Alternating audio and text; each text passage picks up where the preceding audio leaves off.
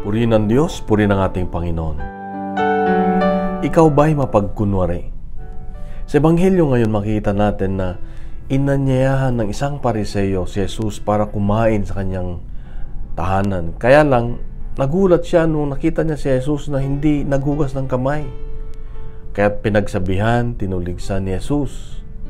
Hinugasan niyo ang tasa at pinggan sa labas, pero marumi ang loob.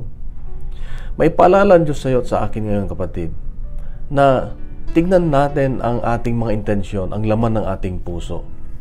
Ang ginagawa ba natin ay magkatugma kung ano yung sinasabi natin, ano yung iniisip natin, doon sa laman ng ating puso.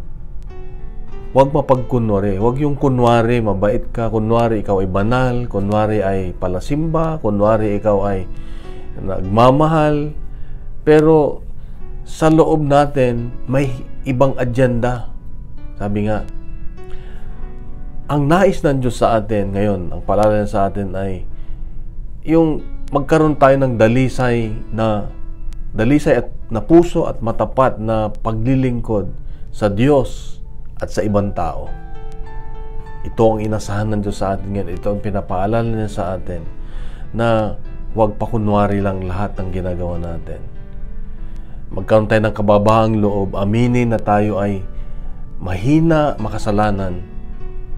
Pag ginagawa natin yon ay ang banal na espiritu ay nakakagalaw ng malaya at nagkakaroon tayo ng pagbabago.